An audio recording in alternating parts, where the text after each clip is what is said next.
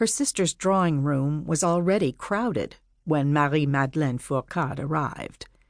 In one corner, Georges, her brother-in-law, was deep in discussion with a cluster of male guests.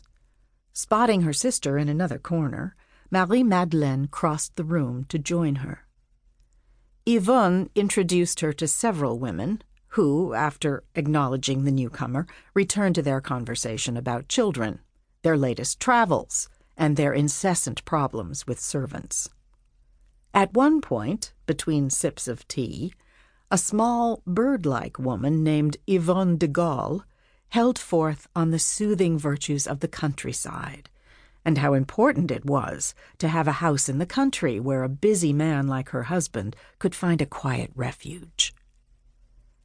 Her attention wandering, Marie-Madeleine glanced around the room.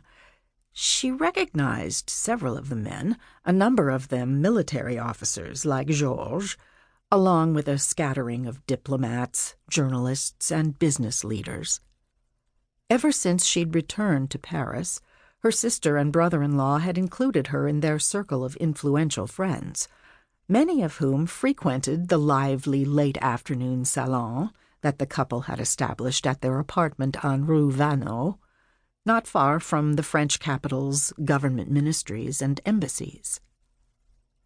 She caught the eye of Georges, who beckoned to her. As she joined the group around him, she was aware of the appreciative glances directed her way.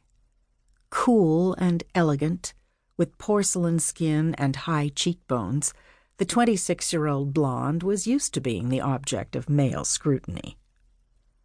After introducing her to a couple of guests she had not yet met, Georges mentioned her passion for cars and fast driving, and boasted about her success in a recent long-distance car rally.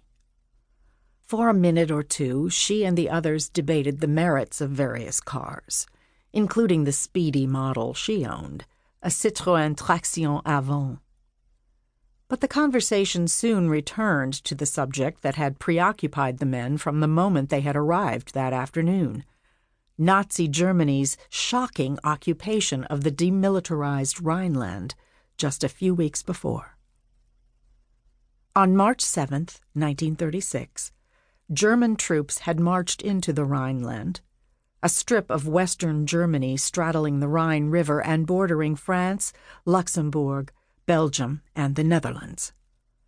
After Germany's defeat in World War I, the area had been declared a buffer zone, and a ban had been imposed on any installation there of German forces or fortifications.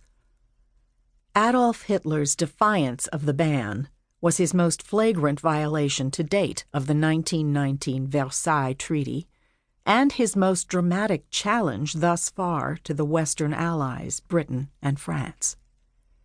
If either country had responded with force, Hitler's troops, as he later acknowledged, would have retreated immediately.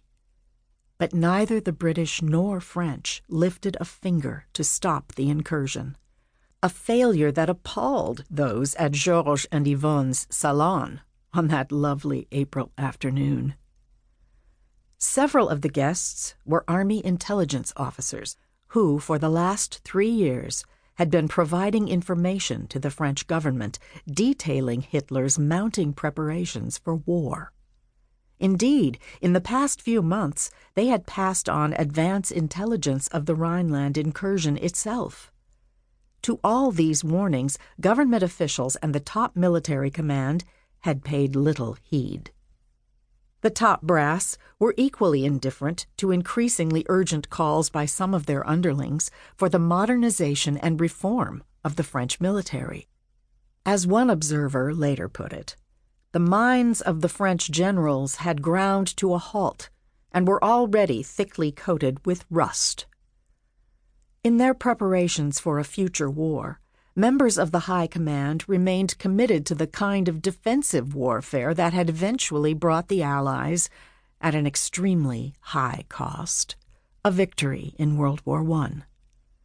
They paid little or no attention to the swift technological advances in the development of such offensive weapons as planes and tanks. They also went out of their way to block the advancement of younger, more vigorous officers who preached the need for a revolution in military tactics and strategy.